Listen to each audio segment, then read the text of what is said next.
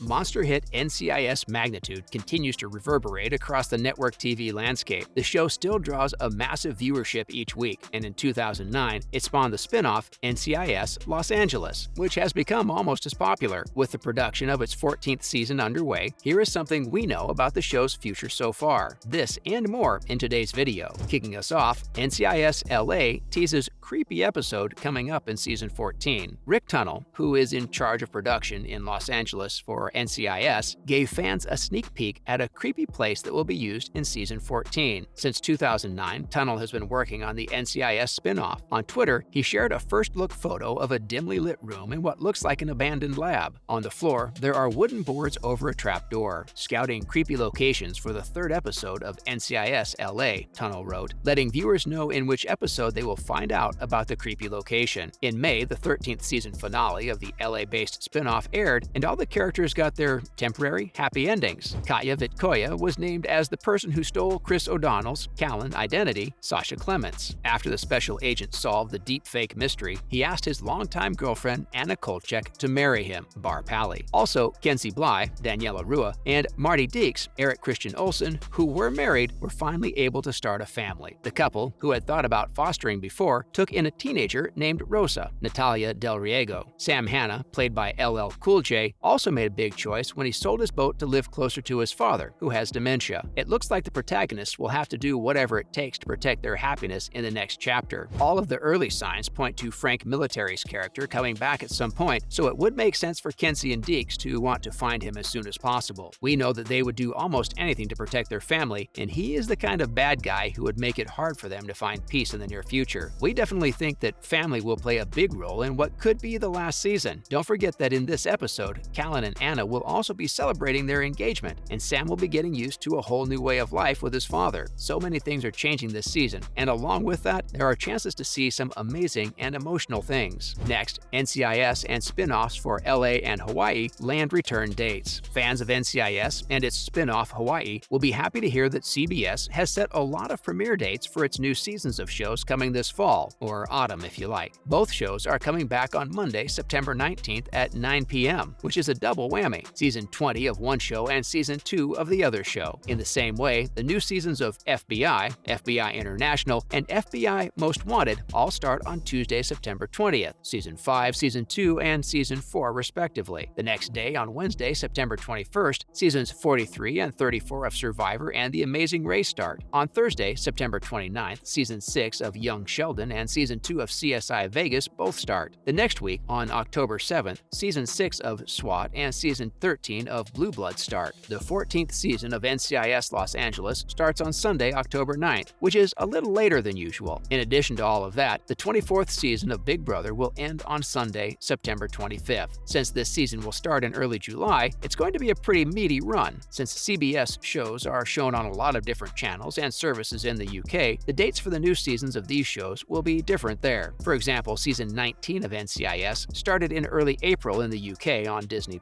which has all of the show's previous seasons. Despite being over a half year behind the US, the UK chose to release new episodes every week. Young Sheldon's newest season also came out at the end of April on E4. Deadline has a full list of all the new and returning shows coming to CBS this fall. Moving on, NCIS Season 20. How long will Parker be away from the team? Alden Parker is going to have a big year in NCIS Season 20. That much is clear right away. At the end of Season 19, his ex-wife Vivian took him out of town, but he later found out that she is working with the Raven, a main bad guy in this story, in some way. How long should we expect Gary Cole to be away from the team, given where his character is now? It's clear that the guy is in danger, but how dangerous is that really? There are definitely some things to say about that. We think that at some point in the premiere, the team will realize that Vivian isn't as innocent and unrelated to the case as she seemed at first. We could see the story move along pretty quickly because of this. There is a chance that the Parker twist won't last past the end of the first episode, since this show is mostly about how things are done. They're not going to take him away from the rest of the team for a long time. Also, we know that the writers probably won't start the season with a big 4-part story like they did in Season 19. That was more of an outlier than the norm. We think Parker's current problem will last for the first 2 episodes. It could come up again later in the season, but the show will probably try to get back to its roots. In other related news, NCIS Los Angeles star lines up new TV series. NCIS Los Angeles star LL Cool J has taken on another TV job. job. He already has a lot going on. The actor will be back this fall for the 14th season of the West Coast NCIS spinoff as Special Agent Sam Hanna. He is currently co-hosting the CBS reality show Come Dance With Me with NCIS LA co-star Chris O'Donnell. Now, The Wrap says that the actor and rapper has also agreed to be on a second CBS reality show called Superfan, along with pop stars Gloria Estefan and Shania Twain. CBS calls Superfan a musical spectacle disguised as a game show. Over the course of 6 episodes, contestants compete in multiple rounds to show that they are the biggest LL Cool J and other artist fans. Then LL Cool J and the group of pop stars will choose a contestant to win the grand prize. But CBS hasn't said what it is yet. All the network is saying is that the prize pot is a once-in-a-lifetime reward. On Superfan, country music stars Kelsey Ballerini and Little Big Town, as well as rapper and singer Pitbull, will be on a panel with LL Cool J, Kelty Knight of Entertainment Tonight, and Nate Burleson, a reporter for CBS Mornings, will host Superfan. This is a way for CBS networks to work together. Superfan has not yet been given a release date in the US, but filming is expected to start on April 22nd. LL Cool J will also keep working on NCIS Los Angeles. Finally, as a bonus, how the Rings of Power will be different from Lord of the Rings. Lord of the Rings and the Rings of Power will be different in almost every way, starting with how the stories are put together. Both The Lord of the Rings and The Hobbit are about quests, which are trips with clear goals and destinations that are taken by groups of brave adventurers. The Rings of Power will have a much less strict structure and will focus on many different races and kingdoms, from the hairy Harfoots to Galadriel's elves. It will not be a journey through Middle-earth. Instead, it will look at Middle-earth's landscape as a new evil threatens to take over from elves and humans. In this way, it's more like Game of Thrones, which is probably the point. The timeline is another big difference between the Rings of Power and the Lord of the Rings. Even though the main adventure in the Lord of the Rings takes place over the course of a year, give or take, Frodo's journey feels like a whole, and so does Bilbo's when he joins Thorin's company in The Hobbit. As shown in the trailers, the Rings of Power will take place over thousands of years, from Tolkien's First Age to Isildur's time on Earth more than 3,000 years later. The Lord of the Rings focused on one important time in Middle-earth history, but the Rings of Power will cover a wider range of events from Tolkien's legends. It will be more like a Bible book with old myths and forgotten stories from different realms. The Rings of Power will have a main story, but that's where it's very different from Lord of the Rings. From what I've seen in the trailers for Amazon's Second Age, the story is about a stranger who falls into Middle-earth like a fiery meteor. There are no obvious parallels between this story and J.R.R. Tolkien's The Second Age. This suggests that the Rings of Power will make much bigger changes to the story than Peter Jackson did. Unfortunately, that is all the time we had for today. Thanks for sticking around till the end. Cheers!